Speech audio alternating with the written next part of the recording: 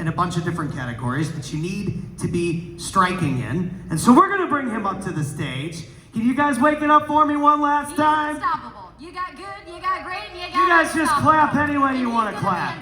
He's going to teach Clap any way you want to clap. Give it up Yeah, mix it up, you know. for Chris Scoville! Scoville, hot like the chili pepper. Come on. Testing 1, 2, 1, 2. All right, I'm gonna set the stage. How's everybody doing? We good? I'm gonna put one bottle here. Woo! Yeah, woo! We got woo! Is that Ric Flair? Woo! I'm gonna put the other bottle right here. And I do that for a reason. I get excited when I'm on stage and I walk. Some people are like, oh, you were nervous, man. You walked the whole time. You went to the left and the right. I say, not today, Satan. I'm gonna put one here and I'm not gonna go past that one. I'm gonna have that one over there is gonna tell me not to go past that water bottle. So, have you guys heard enough about Grant Cardone yet today? Got a couple laughs out of that one. So, let me start off with this. Okay, good. That's my Spanish. I Googled that and I used the translator because I don't really speak great Spanish, but I'm going to make my message very, very clear today. And I do a lot of trainings, I work with a lot of contractors, and I don't care if there's 3 people that are hearing my message or 5,000. It doesn't matter to me. You know what matters? That I can impact and change one person's life. That's it. Something I say today, something I do, whether I make you laugh or cry, if I can impact one person, I did my job. So I don't really care that there's not 3,000 people here, because the people that are here are the ones that matter. You matter. We all made a decision, and everyone said this today, I don't want to be repetitive, and that's the problem when you have to go last, is everybody stole my good shit. I was going to talk about Brad Lee and Grant Cardone, and then Tommy freaking Mello comes up here and he talks about this, and somebody else just said, people that you know, like, and trust, like, that's my line, man. Slide 15, section A. Anyway, I want to tell you guys what I woke up to today. Besides 4 o'clock in the morning, because I'm an East Coast guy and I think I'm on the Central Zone. I'm an hour behind real time. So this is what I woke up to. My wife is a nurse and I love her. And it's a quote. It's about the journey. Don't be so focused on the work you do each day that you lose sight of the small wins along the way. Let me read that again. I'm going to read again. It's about the journey. Don't be so focused on the work you do each day that you lose sight of the small wins along the way. Impactful, right? Guess what? She's not in this presentation. She is now. Do you know why? I made an impact on her life. Whether she freaking liked it or not, she got to learn from me. So I want to get to know you guys a little bit. Who are the contractors that I'm speaking to today? Just put your hands up if you're in the home improvement contracting industry. Okay. Can somebody give me a shout out? What industry are you from if you're not in home improvement? Talk to me. Okay, that's home improvement, air conditioning. Oil and gas. Oil and gas. Oh, that's you got Chevron station right down the road. Gasoline. So it's interesting. I saw a bunch of robots today on my way in. Bum, bum, bum, bum, bum, bum, bum, bum, bum, bum, bum. I was like, oh my God. They're gonna go sit in a cubicle all day. And I started to think back to my old life. And I used to be that guy that went in the cubicle and worked so hard to keep the big man up in the big office happy. And just a few months ago, I made a massive leap. And I took a big chance. Because I can. And that's what we're going to talk about today. There's three things. If anybody's taking notes, you may want to write this down, or if you're like me and you got attention deficit disorder, you'll get it. I'm going to talk about three concepts today. Now, I do a lot of training, I do a lot of videos, I do this a lot, but I don't like to make presentations and practice them. So this is all new to me and exciting to me as I go through these slides. So bear with me as I tell you the story. So years and years and years ago, I was working at this compliance and regulatory. I know some really boring stuff. Does everybody remember 9/11? Okay, cool. I lost all of my clients on the 84th floor. I was supposed to be in that building that day. I know it's tough. I was in the compliance regulatory industry up in Connecticut, worked in New York, and after work I would run up this hill in Connecticut. And we don't have them in Florida. I live in Florida, and people from work would be like, "Dude, what's wrong with you? Why do you do that after work? If you sit at this desk all day long and make all these sales calls and do everything that you do, why do you run up the hill?" ¿Por qué? Bueno, I don't speak Spanish, but thank you for helping me. Seriously, I said to the dude, I turned around, I said, well, because I can. Because I have the physical mobility, my heart, my health. And he's like, you're nuts. I said, I know, but that's my personality. Why was I at the gym this morning working that out? Because I can. Nobody else was there. It's weird. Hour and a half to myself with my coffee and my motivational stuff that I listen to. So the other day I was praying, and I said, God, I got a great relationship with God. I said, what am I going to talk about when I get up on the stage to move people and be impactful and help people in life? I don't know what to say. I don't know what to do. Just give me the word, right? He said, well, share some of your story, but don't make it about you. Make it about them, and let everybody know that they can do anything they want in life as long as they put the work in, right? Do whatever you want to do in life. I think that's a repetitive motion. The problem, again, going as the last speaker, everybody stole my stuff. So, I'm a little bit about me, just so you know where I came from. Okay, so that's Elba. Population 597, not 597, 201. It's 597 people. That's in Western New York, right in between Buffalo and Rochester. I grew up in a little farm town. And I think it's important that you know where I came from, because maybe you guys can relate. Maybe like you came from maybe the same background, right? And we have this whole thought process that we all can do whatever we want to do as long as we do the work, okay? So I was a son of a lawyer.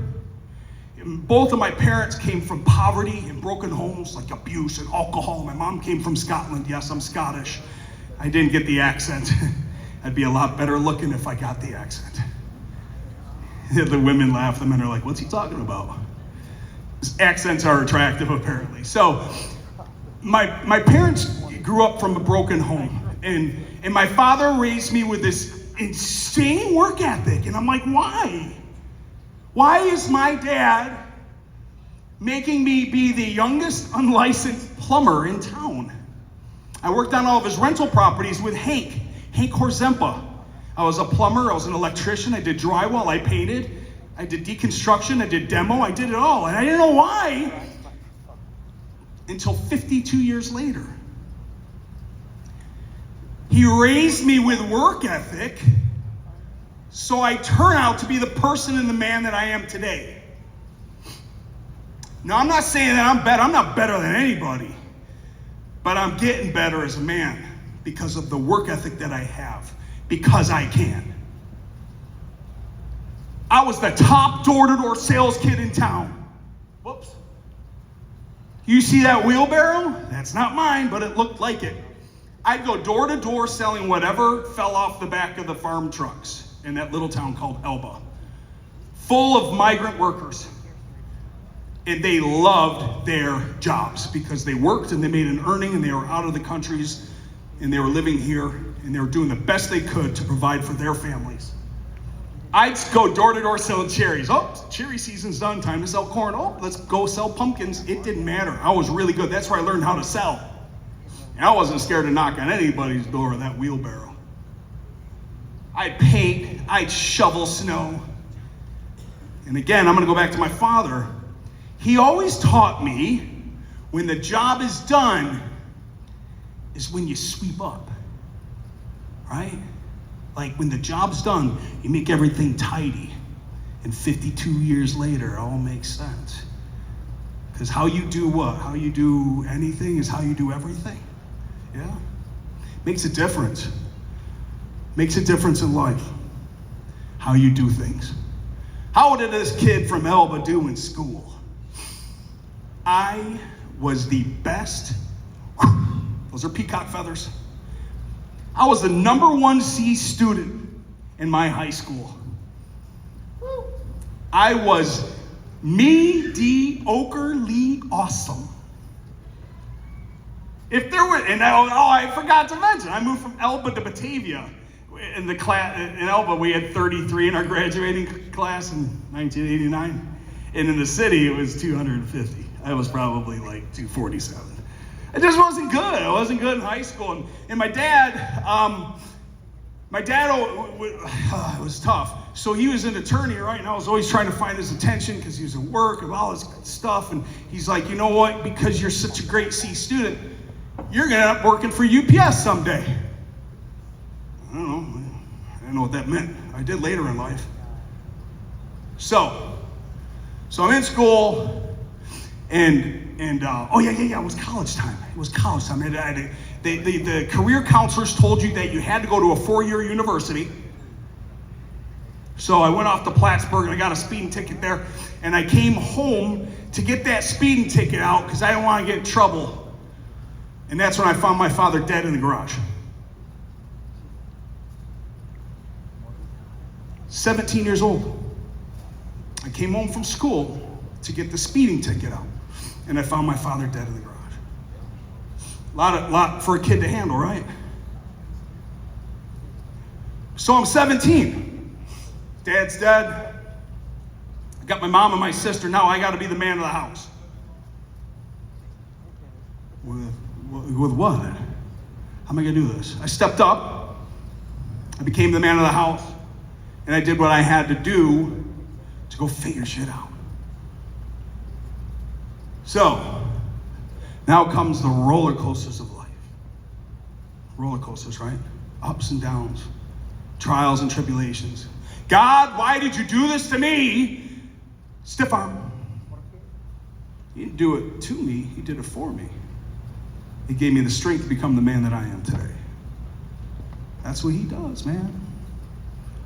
So, roller coasters. I stopped making excuses after I made a lot of mistakes. Oh, I also became a father at 19 years old. Right? 17, dad, became a dad at 19, ran like I never ran before. I was scared of 19 years old. Are you kidding? I was just still trying to get over my father's death. Now I'm a dad? No.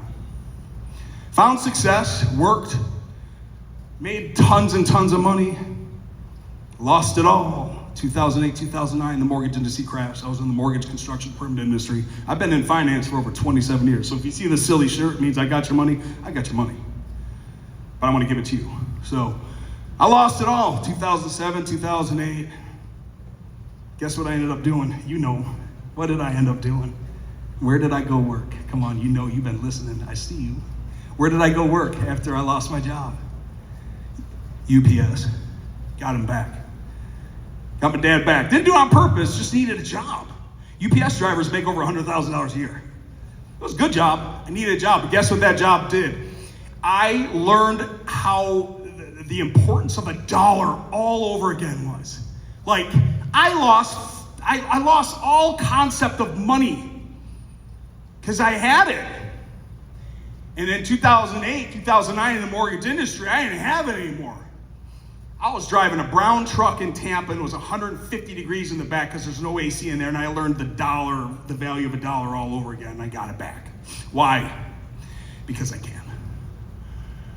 So I got to work, and I got back into the finance industry because I had some blessed people in my life that helped me get there. Now my message is 3.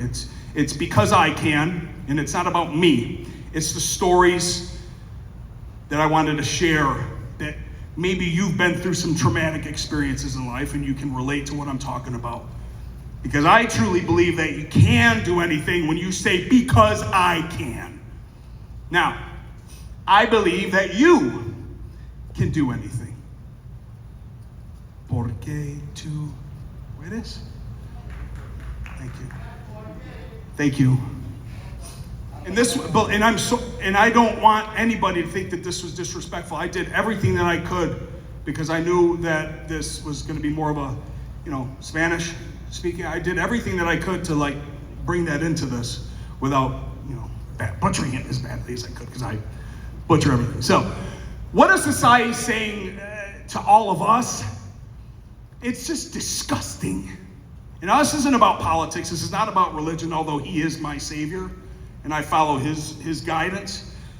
I stopped watching the news about 3 months ago. My life got a lot better because I got just disgusted with the discrimination, the racism, the crisis, the bad news, the this news. You can't do this, you can't do that. It's your skin color, it's your female, it's your this. Bullshit. You are the only thing holding you back from doing what the hell you want in life. Turn the freaking TV off. Turn it off. Pick up a book, read, talk to somebody, hold your wife's freaking hand and go for a walk. Turn it off. Make your circles smaller. What does that mean? Bring the people in your life that will help you in your life. And the ones that don't help you or dragging you down, get sent out of the circle. Why? Because you can. We all have limiting beliefs. Those people aren't here. You know what I'm talking about. People set limiting beliefs all the time. We're surrounded by noise. We're surrounded by advertisements. We're surrounded by just... I'm guilty for it. I tell myself in the morning, I'm going to read the book. I'm going to figure out how I'm going to apply it to my life that day. I'm going to go to the gym. I'm going to go do my thing. And then what happens to me? I go right to Facebook. I go to the wrong book. I should have gone to the good book. I went to the wrong book, right? Stop listening to the noise. Turn the TV off. This doesn't matter.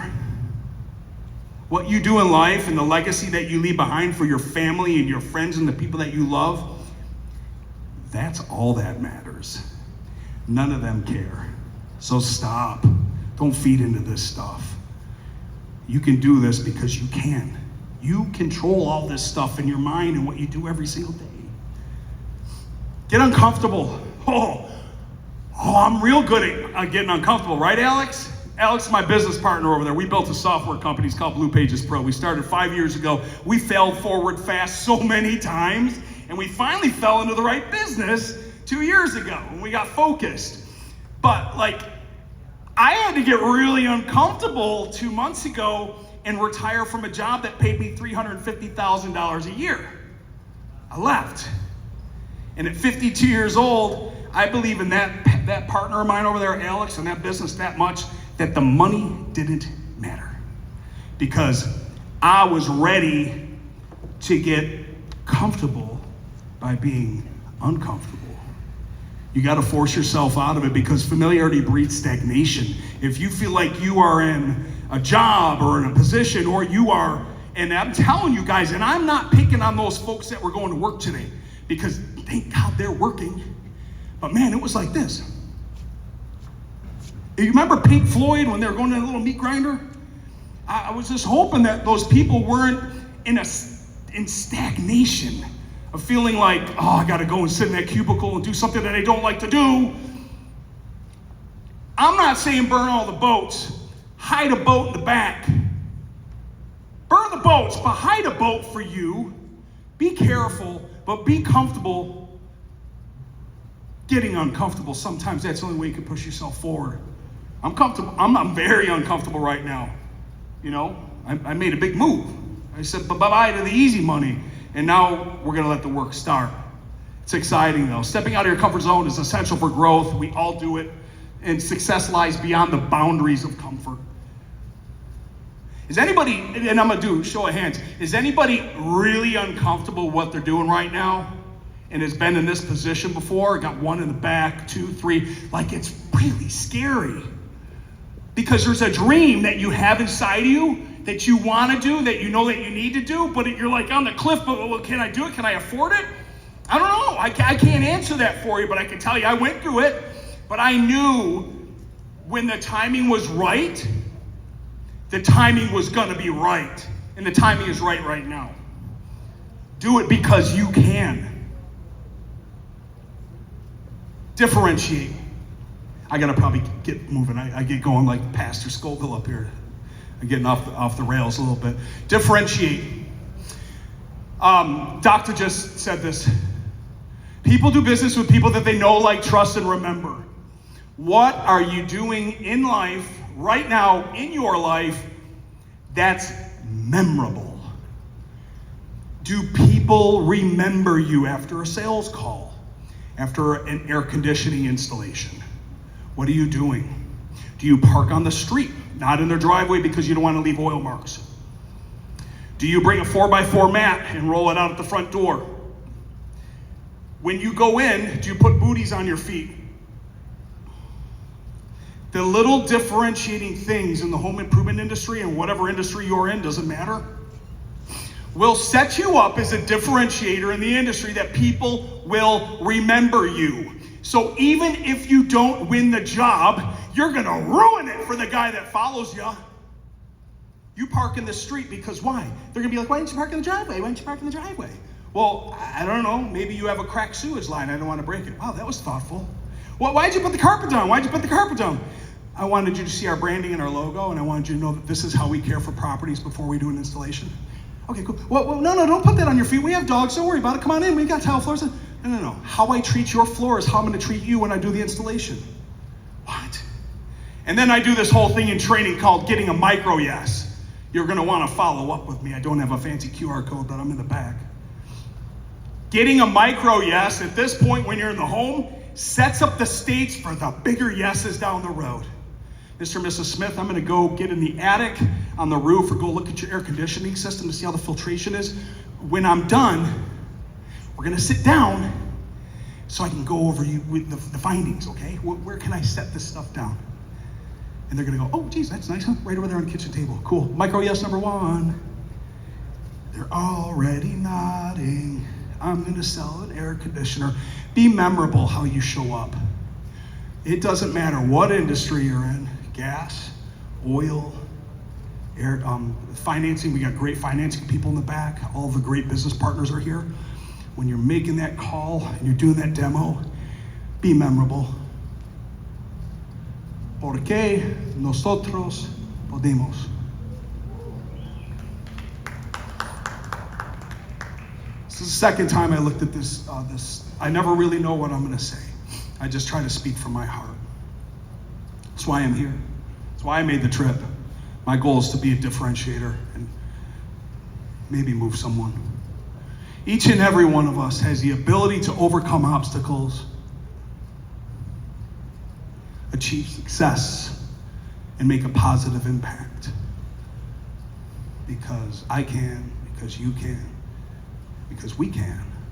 We decide how we treat people. We decide to be kinder and nicer and let people in front of us in line, not beep the horn to get to the next red light. We make these decisions every single day. And I believe together, that's what that picture is, together, we can embrace the power within ourselves to support one another in this entire journey to greatness. I just think we can. Now, Mr. Martinez did not put this thing together to have two people just sit in a room and talk. He put this together so everybody would come here, listen to the message, take the message, take action on the message, and then go impact lives outside of here, right? I believe that we can do this because we can. So, thank you for allowing me to share some of these stories. I wanted to make you cry. My delivery on that was a little off, but I think that you get the idea of it was a roller coaster. Together, let's inspire each other. Strive for greatness because we can do this together. If you guys ever need me for anything, and this is not a call to action for business, we've had a tremendous, unfortunate amount of people in the roofing industry this year take their own lives. And I don't know why. There's obviously stressors going on, but here's my call out. This is not for business. This is not a QR code. This is not for nothing. This is, if you need somebody to call or somebody to reach out because shit's getting all fucked up in your life, reach out to me. Whether I text message, call, DM, whatever it is, I just want to put it out there. If you need it, if you ever need somebody, anybody needs somebody, I got you. Okay? Thank you guys. Thank you very much. Appreciate you all. Thank you.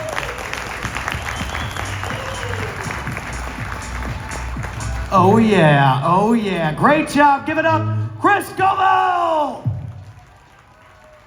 You'll love to see it. Oh yeah, here.